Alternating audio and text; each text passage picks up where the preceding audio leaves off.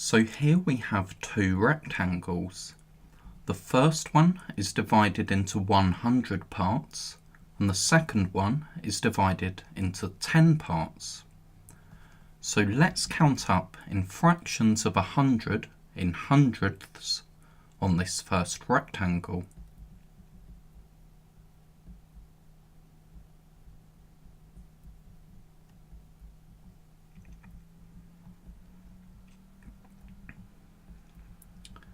So now we have 10 hundredths, and you can see that having 10 hundredths, having 10 parts out of 100, is the same as having 1/10.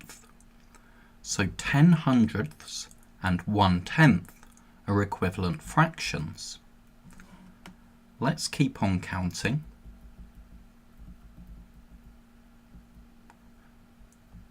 So here we have 19 hundredths, and you can probably already spot what equivalent fraction I'm going to point out when we get to 20 hundredths. But it's important to realise that 19 hundredths is slightly less than 2/10. Even though the fraction 19 over 100 uses numbers which are much bigger than 2 and 10, the fraction is still smaller. If we have one more hundredth, now we have 20 hundredths, and that's equivalent to 2/10. And now you can see with 21 hundredths, we have a fraction of our rectangle which is just a little bit bigger than 2/10. So let's keep on counting.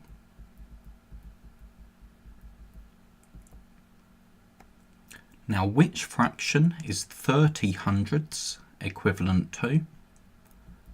Having 30 hundredths is the same as having 3/10. 40 hundredths is equivalent to 4/10.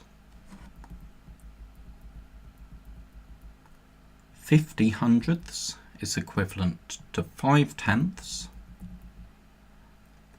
Now here we have 55 hundredths. Notice that this is halfway between 5/10 and 6/10. If we had 5 fewer hundredths, we'd have the same as 5/10, and when we have 5 more, we'll have 6/10. So 55 hundredths is right in the middle of 5/10 and 6/10. 60 hundredths is equivalent to 6/10. Now 65 hundredths right in the middle of 6/10 and 7/10.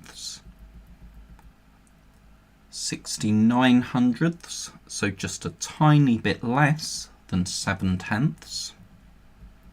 If we add one more hundredth, we have 70 hundredths, which is equivalent to 7/10.